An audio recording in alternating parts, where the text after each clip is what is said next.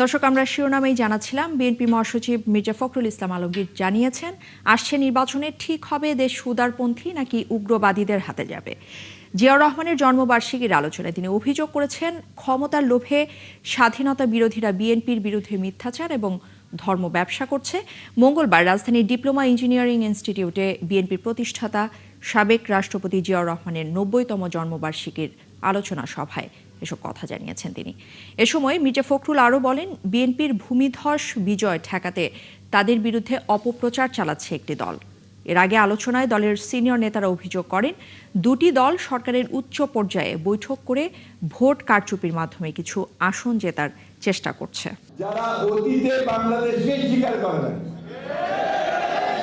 যারা বাংলাদেশের স্বাধীনতাকে বিশ্বাসী করে না, এবং ওই সময় যে আপনাদের বলেন যে কত মানুষ মেরেছে, আমাদের মা বোনদের কতজনের সম্ভ্রমহানি করেছে, কতজনকে পাকিস্তান হানাদার বাহিনীর হাতে আমাদের মা বোনদের তুলে দিয়েছে, এই হিসাব আমরা ভুলি নাই। তারপরেও আমরা মনে করি যে রাজনীতি করছেন, রাজনীতি করেন সিধা রাস্তায় করেন, ধর্মকে ব্যবহার করে মানুষকে বিভ্রান্ত করে ভুল বুঝিয়ে দাঁড়িপাল্লায় ভোট দিয়ে নাকি বেরিয়ে যেতে হবে। বিএনপি চেয়ারম্যান তারেক রহমানের সঙ্গে আজ রাজধানীর গুলশানে সৌজন্য সাক্ষাৎ করেছেন সুইডেন, ডেনমার্ক, নরওয়ে এবং রাশিয়ার রাষ্ট্রদূতরা। সকাল 11টার আগেই তারেক রহমানের গুলশানের কার্যালয়ে পৌঁছান এবং পর্যায়ক্রমে কূটনীতিকরা বৈঠকে অংশ নেন। বৈঠক শেষে সাংবাদিকদের বিএনপির যুগ্ম মহাসচিব হুমায়ুন কবির জানান, এটি ছিল একটি সৌজন্যমূলক সাক্ষাৎ। আলোচনায় বাংলাদেশের জাতীয় স্বার্থকে সামনে রেখে বিনিয়োগ, বাণিজ্য, জ্বালানি, শিক্ষা, অর্থনীতি এবং পররাষ্ট্রনীতি নিয়ে কথা হয়েছে। পাশাপাশি বিএনপির ঘোষিত 31 দফা রূপরেখা এবং নির্বাচনের মাধ্যমে জনগণের রায়ে বিএনপি ক্ষমতায় এলে কিভাবে এসব দেশের সঙ্গে কাজ করা হবে সেই বিষয়েও আলোচনা হয়। নির্বাচন নিয়ে সুনির্দিষ্ট আলোচনা না হলেও কূটনীতিকদের এই বিষয়ে আগ্রহের কথা জানিয়েছেন তিনি। আর এর আগে গতকাল ইউরোপীয় ইউনিয়ন, যুক্তরাষ্ট্র এবং কানাডার রাষ্ট্রদূত সহ মোট 9 জন কূটনীতিক তারেক রহমানের সঙ্গে সৌজন্য সাক্ষাৎ করেন। সৌজন্যমূলক সাক্ষাৎ ছিল, অত্যন্ত কর্ডিয়াল একটা এক্সচেঞ্জ হয়েছে ওনাদের সাথে। আমাদের দেশের ন্যাশনাল ইন্টারেস্টের ভিত্তিতে আমরা কিভাবে তাদের সাথে কাজ করতে পারি এখানে ডিসকাশন হয়েছে, আলোচনা হয়েছে, ট্রেড, ইনভেস্টমেন্ট, এনার্জি নিয়ে, তারপরে এডুকেশন নিয়ে, তবে বিভিন্ন আমাদের 31 দফার বিভিন্ন যে কর্মসূচিগুলো আমরা বাস্তবায়ন করতে চাচ্ছি, বাংলাদেশের মানুষের ম্যান্ডেট যদি আমরা ইনশাআল্লাহ অর্জন করি 12ই ফেব্রুয়ারির নির্বাচনে, তো কিভাবে আমরা তাদের সাথে কাজ করতে পারি এবং বাইল্যাটারাল রিলেশনসগুলো বলেন আপনার ফরেন ইকোনমিক কোঅপারেশনের মাধ্যমে কিভাবে এগিয়ে নেওয়া যায়, এই বিষয়গুলো নিয়ে আলাপ আলোচনা হয়েছে। গণতন্ত্র এবং নাগরিক অধিকারের স্বার্থে আগামী জাতীয় নির্বাচন শতভাগ সুষ্ঠু এবং নিরপেক্ষ হবে বলে প্রত্যাশা জামায়াতে ইসলামীর। দলের আয়োজনে পলিসি সামিটের উদ্বোধনী অনুষ্ঠানে জামায়াতের আমির ডাক্তার শফিকুর রহমান জানিয়েছেন, উন্নত বাংলাদেশ করতে সব শ্রেণীর মানুষকে ঐক্যবদ্ধ করতে হবে। এ সময় দলটির সেক্রেটারি জেনারেল অধ্যাপক মিয়া গোলাম পরওয়ার জানিয়েছেন, দেশকে অংশীদারিত্বমূলক অর্থনীতির দিকে এগিয়ে নিতে আত্মবিশ্বাসী জামায়াত। ক্ষমতায় গেলে কিভাবে দেশ চালানো হবে তা ঠিক করতেই এই সামিটের আয়োজন করেছে দলটি। রাজধানীর হোটেল ইন্টারকন্টিনেন্টালে অনুষ্ঠানে যোগ দেন বিভিন্ন দেশের রাষ্ট্রদূত, রাজনৈতিক দলের নেতা, ব্যবসায়ী এবং জ্যেষ্ঠ সাংবাদিকরা। সামিটের উদ্বোধনী বক্তব্যে জামায়াতের আমির জানিয়েছেন, উন্নত বাংলাদেশের জন্য দেশের সকল অংশের মানুষকে ঐক্যবদ্ধ এবং সহযোগী হতে হবে। My party is proud that we stand as defenders of every Bangladeshi citizen and their rights. It is not only our responsibility to protect the rights of the minorities, but actually an obligation and sacred duty, whether they be Hindus, Buddhists, Christians, or any faith. I am so very proud that my party has over 500,000 members from other faith groups who stand together to make a country stronger. In all of this, we want the new Bangladesh to be a strong, reliable and trustworthy partner in our region and globally. ত্রয়োদশ জাতীয় সংসদ নির্বাচনের প্রার্থিতা প্রত্যাহারের শেষ দিন আজ। Returning কর্মকর্তা চূড়ান্ত প্রার্থী তালিকা প্রকাশ করে প্রতীক বরাদ্দ দেবেন আগামীকাল। আর 22 জানুয়ারি থেকে নির্বাচনের আনুষ্ঠানিক প্রচার শুরু হবে। চলবে 10 ফেব্রুয়ারি সকাল 7:30 পর্যন্ত। 22 জানুয়ারি সব ভোট কেন্দ্রের গেজেট প্রকাশ করবে ইসি। ওই দিন থেকেই সন্ত্রাসীদের গ্রেফতার এবং অবৈধ অস্ত্র উদ্ধারে রাজধানীতে জোরালো অভিযানে নামবে ডিএমপি। 28 জানুয়ারি আইন শৃঙ্খলা বাহিনীর সঙ্গে ইসির বিশেষ সভা ডাকা হয়েছে। এছাড়াও 1 ফেব্রুয়ারি আইন শৃঙ্খলা বাহিনীর অর্থ বরাদ্দ এবং নির্বাচন কর্মকর্তাদের পর্যবেক্ষক হিসেবে নিয়োগ দেওয়া হবে। এদিকে 2 এবং 3 ফেব্রুয়ারি ব্যালট এবং নির্বাচনী সামগ্রী মাঠ পর্যায়ে পাঠানো শুরু করবে ইসি। আর সবকিছু ঠিক থাকলে ভোট গ্রহণ হবে 12 ফেব্রুয়ারি। আর একই দিনে অনুষ্ঠিত হবে রাষ্ট্র সংস্কারে জুলাই সনদের জন্য আয়োজিত গণভোট। কুমিল্লা 2 আসনের সীমানা পরিবর্তন করে নির্বাচন কমিশনের গেজেট অবৈধ ঘোষণা করে হাইকোর্টের দেয়া আদেশ স্থগিত করেছে আপিল বিভাগ। ফলে নির্বাচন কমিশনের পুনর্নির্ধারণ করা সীমানা অনুযায়ী কুমিল্লা 2 আসনে নির্বাচন অনুষ্ঠিত হবে। হোমনা এবং তিতাস মিলে কুমিল্লা 2 আসন গঠিত হয়েছে। হাইকোর্টের আদেশের বিরুদ্ধে লিভ টু আপিল মঞ্জুর করে সকালে প্রধান বিচারপতির নেতৃত্বাধীন আপিল বিভাগ এই আদেশ দিয়েছেন। জুলাই গণ অভ্যুত্থানে চাংখারপুলের শিক্ষার্থী আনাস সহ 6 জনকে হত্যার ঘটনায় মানবতা বিরোধী অপরাধ মামলায় রায় দেয়া হবে আগামী 26 জানুয়ারি। প্রস্তুত না হওয়ায় রায় আজ ঘোষণা করা হয়নি। আন্তর্জাতিক অপরাধ ট্রাইব্যুনাল 1-এর চেয়ারম্যান বিচারপতি মোহাম্মদ গোলাম মর্তুজা মজুমদারের নেতৃত্বাধীন 3 সদস্যের বিচারিক প্যানেল এই আদেশ দিয়েছেন। চিফ প্রসিকিউটর তাজুল ইসলাম জানিয়েছেন, জুলাই আন্দোলনের সময় যারা ক্ষমতায় টিকে থাকতে নির্বিচারে গুলি চালিয়ে হত্যাকাণ্ড চালায় তারা যাতে কোনোভাবেই পার না পায়, এই রায় ঘোষণার মধ্য দিয়ে এটি হবে দৃষ্টান্ত। এর আগে সকালে ট্রাইব্যুনালে আনা হয় কারাগারে থাকা 4 আসামিকে। বাকিরা পলাতক রয়েছেন। আলোচিত এই মামলার মোট আসামি সাবেক ডিএমপি কমিশনার হাবিবুর রহমান সহ 8 পুলিশ সদস্য। এটি 24-এর গণ অভ্যুত্থানে মানবতা বিরোধী অপরাধের প্রথম মামলা। এদিকে জুলাই আন্দোলনে রামপুরায় 28 আন্দোলনকারী হত্যা মামলায় সাবেক বিজিবি কর্মকর্তা লেফটেন্যান্ট কর্নেল রেদওয়ানুল ইসলাম সহ 4 জনের বিরুদ্ধে অনুষ্ঠিত হয় প্রথম দিনের সাক্ষ্য গ্রহণ। আমরা প্রসিকিউশনের পক্ষ থেকে আপনাদের মাধ্যমে দেশবাসীর কাছে যে বার্তাটা দিতে চাই সেটা হচ্ছে, জুলাই আগস্টে যেভাবে বাংলাদেশে মানবতা বিরোধী অপরাধ সংগঠন করা হয়েছে, যারা ক্ষমতায় টিকে থাকার জন্য দানবের ভূমিকায় অবতীর্ণ হয়েছিলেন, যারা নির্বিচারে এই দেশের নিরস্ত্র নিরীহ তরুণ যুবক এবং শিশুদেরকে হত্যা করেছে, এই হত্যাকাণ্ড করে যে পার পাওয়া যাবে না, সেই বার্তাটি আমরা আপনাদের মাধ্যমে জাতির কাছে দিতে চাই। খুলনায় জাতীয় নাগরিক পার্টির জেলা শাখার সদস্য পরিচয় 20 লাখ টাকা চাঁদা দাবির অভিযোগে 3 জনকে আটক করেছে পুলিশ। পুলিশ জানায়, নগরীর সোনাডাঙ্গার বাসিন্দা শাহনাজ হোসেনের বাবা ক্যান্সারে আক্রান্ত শফিকুল ইসলাম চিকিৎসার জন্য কয়েকদিন আগে কয়রা উপজেলা থেকে খুলনায় আসেন। অভিযোগ রয়েছে 20 লাখ টাকা চাঁদা দাবি করে। এই ঘটনার সময় বাসায় লোকজন কৌশলে পুলিশকে খবর দিলে সন্ধ্যায় বাসা থেকে মেহেদি হাসান মিরাজ, আল নাইম এবং মিরাজ গাজী নামে 3 জনকে আটক করে পুলিশ। আটক ব্যক্তিদের মধ্যে মেহেদি হাসান মিরাজ নিজেকে এনসিপির খুলনা জেলা শাখার সদস্য বলে পরিচয় দেন। জাতীয় নির্বাচন সামনে রেখে প্রস্তাবিত গণভোট নিয়ে দেশ জুড়ে আলোচনা বাড়ছেই। রাজনৈতিক অঙ্গন থেকে শুরু করে চায়ের দোকান, সামাজিক যোগাযোগ মাধ্যম, সবখানেই এক প্রশ্ন, গণভোট আসলে কি এবং কার পক্ষে আর কার বিপক্ষে, আর এতে জনগণের মতামতই বা কতটা প্রতিফলিত হবে। এদিকে এ নিয়ে রাজনৈতিক বিশ্লেষকরা যেটা অভিযোগ করেছেন যে সরকার সহজভাবে গণভোটের বিষয়টি প্রচার করছে না। হাবিবুর রহমানের তথ্য এবং ছবিতে প্রতিবেদন। গণভোট আসলে কি, কার পক্ষে বা বিপক্ষে, আর এতে জনগণের মতামত কতটা প্রতিফলিত হবে, এ নিয়ে জনগণের নানা ভাবনা। নারায়ণগঞ্জের বিভিন্ন এলাকায় গণভোটকে কেউ দেখছেন দেশের ভবিষ্যৎ নির্ধারণের সুযোগ হিসেবে, আবার কেউ কেউ এখনো বুঝেই উঠতে পারছেন না। কেউ আবার রয়েছেন দ্বিধায়। গণভোটের বিভিন্ন যে প্রচারণাগুলো হচ্ছে সেগুলো সম্পর্কে আমাদের আরও একটু এগিয়ে যেতে হবে। তারপরে আমাদের ওইগুলো একটু বিশ্লেষণ করে দেখতে হবে যে আসলে কোনটা পজিটিভ কোনটা নেগেটিভ। সরকার আসলেই একবারে সাধারণ জনগণ পর্যন্ত এই গণভোটের বিষয়টা তুলে ধরতে পারতেছে না। প্রচারণা না থাকার কারণে অনেকে জানে না। কেউ কেউ বলছেন দেশের ভবিষ্যৎ নিয়ে সিদ্ধান্তের ক্ষেত্রে জনগণের মতামত নেওয়া দরকার। রাজনৈতিক দলগুলো প্রচার করবে নিজ নিজ সুবিধা অনুযায়ী। যারা হ্যার পক্ষে তারা হ্যাতে ভোট দিতে বলবে, যারা না এর পক্ষে তারা নাতে ভোট দিতে বলবে। কারোটা শুনে নয়, নিজে বুঝে আমার নিজের সজ্ঞানে তারপরে হচ্ছে আমরা হ্যাঁ এবং না যুক্ত ভোটগুলো আমরা দিতে যাব। আবার অনেকে বলছেন পরিষ্কার ধারণা ছাড়া সিদ্ধান্ত নেওয়া কঠিন। এ বিষয়ে আরও প্রচার জরুরি। নারায়ণগঞ্জ মহানগর যুবদলের সাবেক সভাপতি বলেন, গণভোট মানে জনগণের সরাসরি মতামতের প্রতিফলন। একটি গ্রহণযোগ্য নির্বাচনেই পারে জনগণের আস্থা ফিরিয়ে আনতে।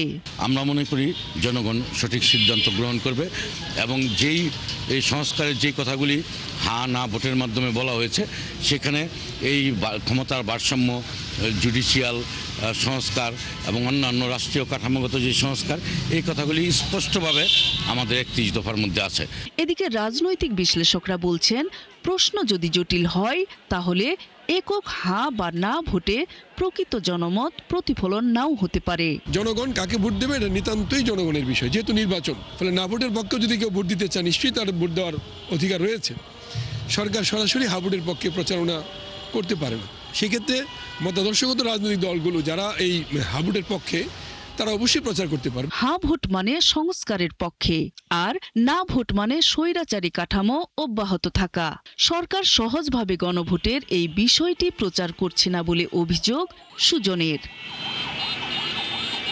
নূর তাজমিন নীর, ৭১।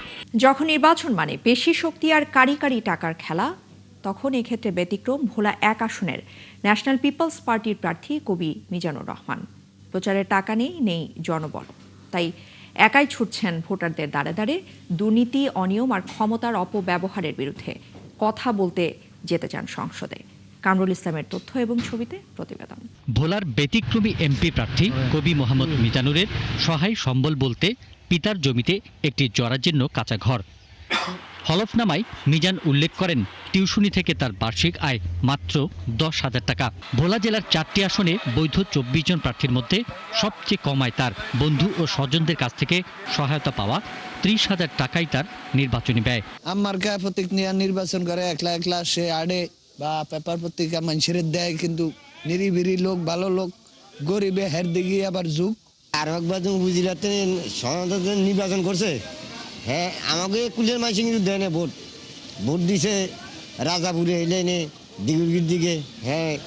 আর যদি আমাকে কুলিয়া মাসে ভোট দিত তাহলে সে উপজেলার চেয়ারম্যান হয়ে যেত। এবার এমপি নির্বাচনে আল্লাহর মধ্যে যায়, হ্যাঁ ভালোই করব, কারণ এবার তো খোলা ফিল্ডে যে যেমনি যার ভোট দিতে পারে।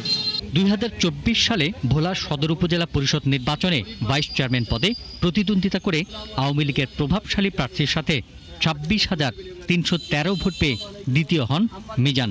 আমার পাড়া প্রতিবেশী যারা আসে তারা আমাকে 3 বেলা খাওয়াচ্ছে। অটো দিয়ে যখন আমি যাই তখন একজন অটোওয়ালা আমার কাছ থেকে ভাড়া রাখে না, কারো মোটর সাইকেলে করে আমাকে নিয়ে যায়। আমি হেঁটে হেঁটে যখন গ্রামগঞ্জে প্রত্যেকটা পাড়া মহল্লায় শহরে আমি যখন হাঁটি, প্রত্যেকটা লোক আমাকে বলে, ইনশাল্লাহ উপজেলা নির্বাচনে আপনাকে আমরা যেভাবে ভোট দিয়েছি, যারা ভোট দেয় না তারাও বলে যে এবারে নির্বাচনে ইনশাল্লাহ আমাকে বিপুল ভোটে আমাকে ভোলা সদর 1 আসন থেকে জয়যুক্ত করবে। দেশপ্রেম থেকে 2007 সালে নাবিক হিসেবে যোগ দেন বাংলাদেশ নৌবাহিনীতে। নিয়মবন্দী জীবন ভালো না লাগায় চাকরি ছেড়ে টিউশনি শুরু করেন। নিয়মিত কবিতাও লেখেন তিনি। পিন্টু হাজং, ৭১। পরবর্তী প্রসঙ্গ, কোনো অবস্থাতেই বিশ্বকাপ খেলতে ভারত যাবে না বাংলাদেশ। দুপুরে সচিবালয়ের সাংবাদিকদের ব্রিফিংয়ে এই কথা জানিয়েছেন ক্রীড়া উপদেষ্টা ডক্টর আসিফ নজরুল। একই সাথে তিনি এও জানিয়েছেন যে আইসিসি অযৌক্তিক চাপ দিয়ে তাদের কোনোভাবেই ভারতে খেলতে বাধ্য করতে পারবে না। আর বাংলাদেশকে বাদ দিয়ে স্কটল্যান্ডকে নেওয়া হচ্ছে এমন কোনো খবরও তার জানা নেই বলে মন্তব্য করেন উপদেষ্টা। আমরা ফরমালি আমার জানা মতে এমন কিছু শুনি নাই যে আমাদের বাদ দিয়ে স্কটল্যান্ডকে নিবে। আমাদের মূল কথা হচ্ছে, যদি আইসিসি ভারতীয় বোর্ডের কাছে চাপ সৃষ্টি করে, ভারতীয় বোর্ডের মানে কাছে মাথা নত করে আমাদের উপর চাপ সৃষ্টি করে অযৌক্তিক কোনো শর্ত চাপায় দেয়, আমরা সেই অযৌক্তিক শর্ত মানব না। এর আগে এমন উদাহরণ আছে, পাকিস্তানে ভারত খেলতে যাবে না বলেছে, আইসিসি ভেন্যু চেঞ্জ করেছে। আমরা অত্যন্ত লজিক্যাল কারণে ভেন্যু চেঞ্জের কথা বলেছি। আমরা আমাদেরকে অযৌক্তিক প্রেশার প্রয়োগ করে, অযৌক্তিক চাপ সৃষ্টি করে আমাদেরকে ভারতে খেলাতে বাধ্য করা যাবে না। জাতিসংঘ শান্তিরক্ষা মিশনে শৃঙ্খলা, সততা এবং পেশাদারিত্বের সাথে দায়িত্ব পালনের মাধ্যমে বাংলাদেশের সুনাম ধরে রাখার আহ্বান জানিয়েছেন বিমান বাহিনী প্রধান air chief marshal Hasan Mahmud Khan. মঙ্গলবার সকালে বিমান বাহিনীর সদর দপ্তর কঙ্গোতে নিয়োজিত শান্তিরক্ষা মিশনের সদস্যদের উদ্দেশ্যে দিক নির্দেশনামূলক ভাষণে এই আহ্বান জানান তিনি। পরে মিশনের সাফল্য কামনায় বিশেষ মোনাজাতে অংশ নেন বিমান বাহিনী প্রধান। অনুষ্ঠানে বিমান বাহিনীর ঊর্ধ্বতন কর্মকর্তা এবং স্টাফ অফিসাররা উপস্থিত ছিলেন। জাতিসংঘের শান্তিরক্ষা মিশনে যাচ্ছেন বিমান বাহিনীর ৬২ জন সদস্য। আগামী ২৫ জানুয়ারি এবং ২ ফেব্রুয়ারি ২ ধাপে কন্টিনজেন্ট সদস্যরা কঙ্গোর উদ্দেশ্যে ঢাকা ছাড়বেন। জাতিসংঘ মিশন এখন খুবই কিন্তু আমাদের জন্য একটা ভ্যালুয়েবল মিশন হয়ে গেছে। সো অলরেডি আমরা ডাউন টু ওয়ান মিশন। সেই মিশনে একটা এভিয়েশন ইউনিট আছে, ইউটিলিটি এভিয়েশন হেলিকপ্টার আর এয়ার ট্রান্সপোর্ট ইউনিট, এই দুটোই রয়ে গেছে আমাদের হাতে। আগামীতে আমাদের কাতারে যাওয়ার একটা সম্ভাবনা আছে, ওটাও এখন দ্বিধাগ্রস্ত দেখা যাচ্ছে, আমি যা বুঝতে পারছি। এই সবই হচ্ছে বৈশ্বিক পরিস্থিতির সাথে সম্পর্ক, আমাদের সাথে কোনো সম্পর্ক নাই। পৃথিবীতে পুরো পৃথিবী জুড়ে একটা আতঙ্ক সৃষ্টি হচ্ছে, একটা অর্থনৈতিক মন্দা ফিরে আসতেছে। তো সবাই এখন ব্যয়ের ব্যাপারে খুব চিন্তাভাবনা করছে। বিএনপি চেয়ারম্যান তারেক রহমানের আগমনকে ঘিরে গোটা সিলেট বিভাগে চলছে উৎসবের আমেজ। প্রায় ২০ বছর পর ২২ জানুয়ারি নির্বাচনী প্রচারের প্রথম দিনে মৌলভীবাজারে আসছেন তিনি, তাই উচ্ছ্বাস দলের নেতাকর্মীদের মধ্যে। সিলেট থেকে সড়ক পথে মৌলভীবাজারের জনসমাবেশে যোগ দেবেন তারেক রহমান, তাই চলছে জোর প্রস্তুতি। ফারুক মিল্লাতের তথ্য এবং ছবিতে প্রতিবেদন। দীর্ঘ ২০ বছর পর মৌলভীবাজারে আসছেন বিএনপি চেয়ারপারসন তারেক রহমান, তাই জেলায় নির্বাচনী আমেজ বেড়ে গেছে কয়েক গুণ। আগামী ২২শে জানুয়ারি সিলেটের নানান কর্মসূচি শেষ করে দুপুরে সড়ক পথে মৌলভীবাজার সদরের আইনপুর খেলার মাঠে জনসমাবেশে যোগ দেবেন তিনি। এই সমাবেশকে ঘিরে তাই চলছে জোর প্রস্তুতি। কয়েক লক্ষ মানুষের সমাগমের প্রত্যাশা করছেন নেতারা। অত্যন্ত খুশি হয়েছি যে মৌলভীবাজার সদর উপজেলার এখন কলিলপুর ইউনিয়নের আওতাধীন আইনপুর মাঠও বিএনপির চেয়ারম্যান জনাব তারেক রহমান তারেক রহমান আসছেন আমাদের এলাকাতে, মৌলভীবাজার জেলাতে। এই উৎসব মুখর একটা আনন্দ আমাদের এলাকাতে আমরা সবাই উপভোগ করছি। আমরা মনে হচ্ছে যে আমরা তারেক জিয়ার কাছে অত্যন্ত ঋণী যে মৌলভীবাজার উনি আসতেছে, এটা আমাদের সৌভাগ্য। পুরো দেশের প্রত্যেকটি দল কিংবা প্রত্যেকটি গ্রুপের মানুষ তারেক রহমান সাহেবের কাছে যাচ্ছে এবং ওনাকে শুভেচ্ছা জানাচ্ছে, দেশনেত্রী বেগম খালেদা জিয়াকে নিয়ে সুখবার্তা দিচ্ছে। এদিকে গুরুত্বপূর্ণ এই সমাবেশকে ঘিরে তৃণমূল নেতাকর্মী ও সাধারণ মানুষের মাঝে বইছে উৎসবের আমেজ। সকাল দুপুর রাত পর্যন্ত মাঠে ছুটছেন কর্মীরা। ২২শে জানুয়ারি মাঠে জনসভা সমুদ্রে পরিণত হবে। চেয়ারম্যান মহোদয়কে যেন একটাবার দেখতে পারে, ওনার বক্তব্য শুনতে পারে, এই বিরাট প্রস্তুতি নেওয়া হচ্ছে। সমাবেশকে ঘিরে ব্যাপক প্রস্তুতি নিয়েছে আইন শৃঙ্খলা রক্ষাকারী বাহিনী। থাকবে ৩ স্তরের নিরাপত্তা ব্যবস্থার পাশাপাশি দলীয় শৃঙ্খলার দায়িত্বে নিয়োজিত থাকবেন শতাধিক বিএনপির নেতাকর্মী।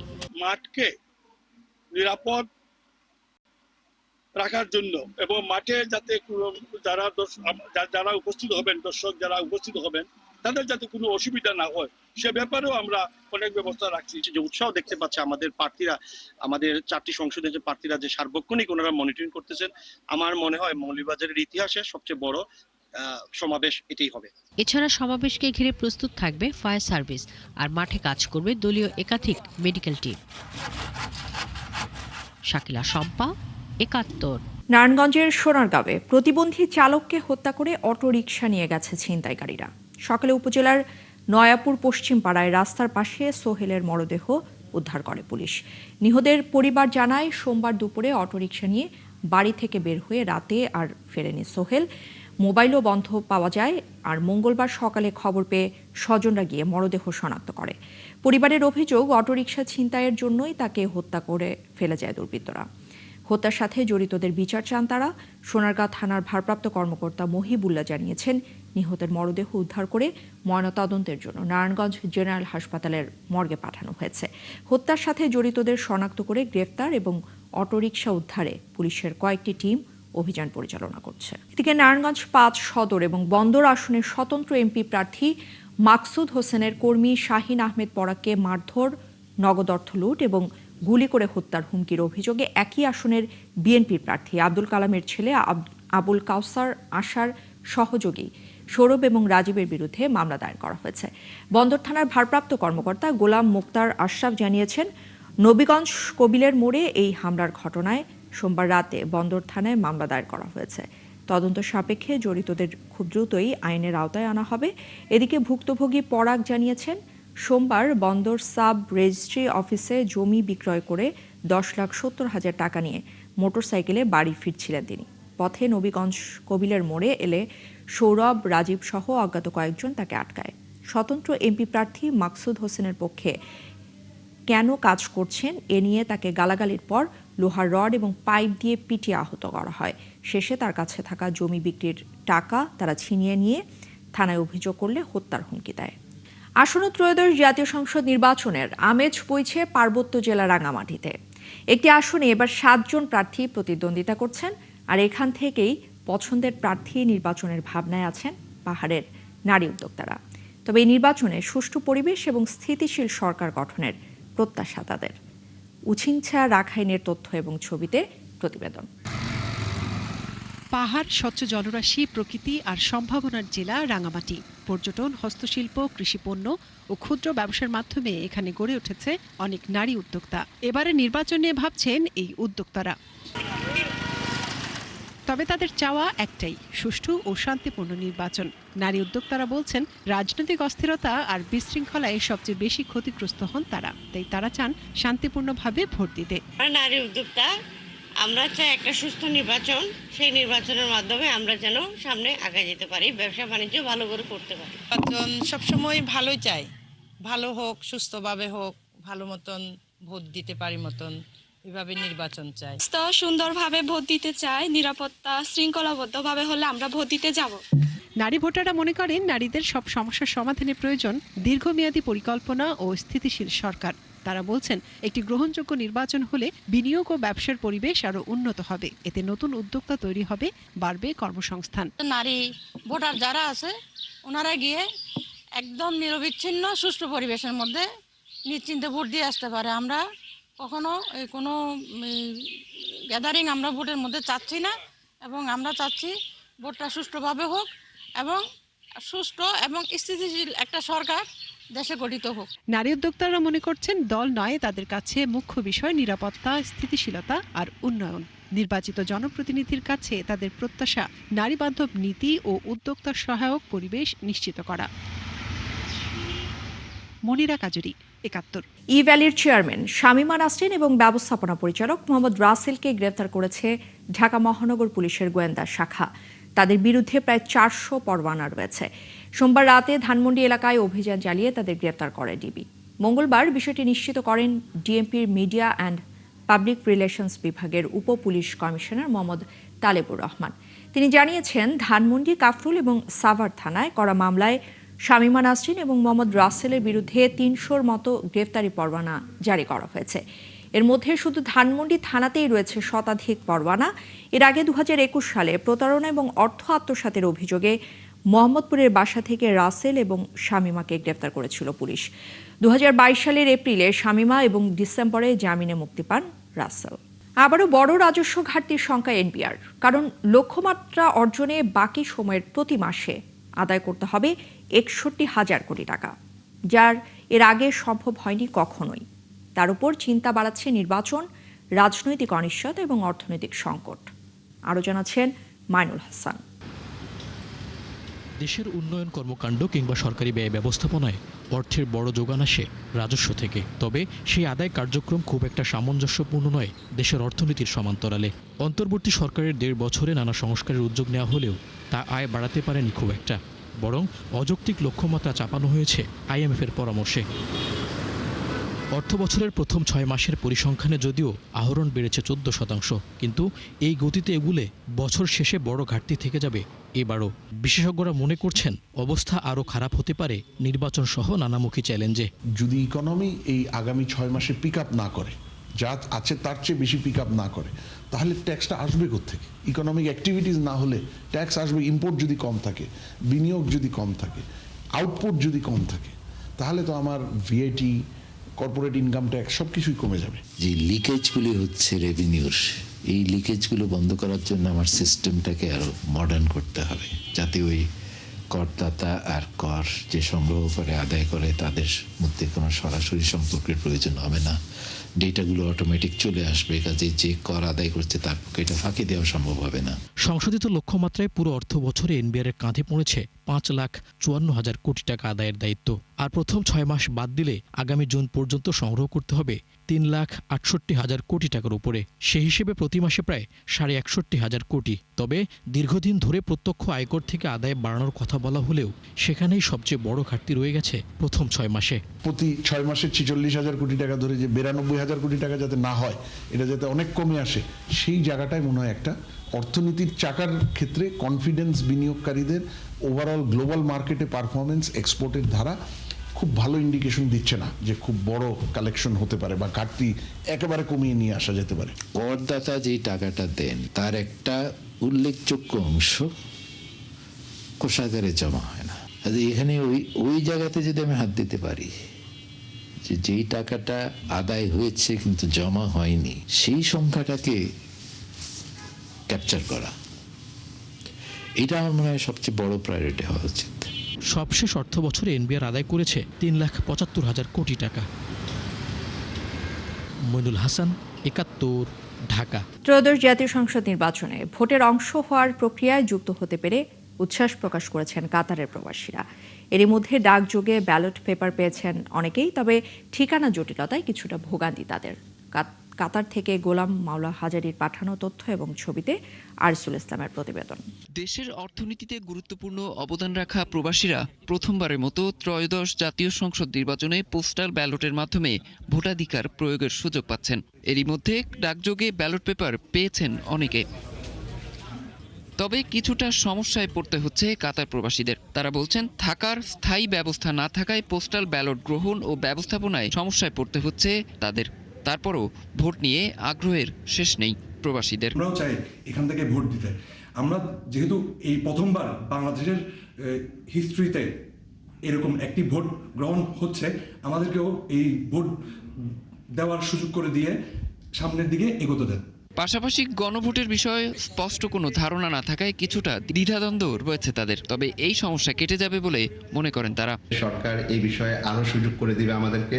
আমরা প্রত্যেক প্রবাসী দেশের অর্থনীতিকে চাঙ্গা করতেছি, আরো ভবিষ্যতে আরো করব, এবং আমরা এই সুযোগ থেকে বঞ্চিত হতে চাচ্ছি না, যাতে আমরা ভোট দেওয়ার জন্য সঠিক এবং কি সুন্দর ভোট হয় এবং তাতে আমরা অংশগ্রহণ করতে পারি। এদিকে অনেকে অভিযোগ করেছেন ভোটাধিকার প্রয়োগের সুযোগ তৈরি হলেও ভোট প্রক্রিয়াকে প্রশ্নবিদ্ধ ও বানচালের অপচেষ্টা করছে একটি মহল। এই অপচেষ্টা রুখে দিতে সরকারের সংশ্লিষ্ট মহলকে উদ্যোগ নিতে আহ্বান জানান কাতার প্রবাসীরা। বাংলাদেশের নাগরিক হিসেবে আপনি আপনার এলাকার আপনার পছন্দ। আরসুল ইসলাম, ৭১। দর্শক, চলছে সংবাদ সংযোগ। সরাসরি সংবাদ অনুষ্ঠান দেখতে চোখ রাখবেন ৭১ ফেসবুক পেজে এবং সাবস্ক্রাইব করবেন ৭১ ইউটিউব চ্যানেলে। থাকবেন ৭১-এর সাথে।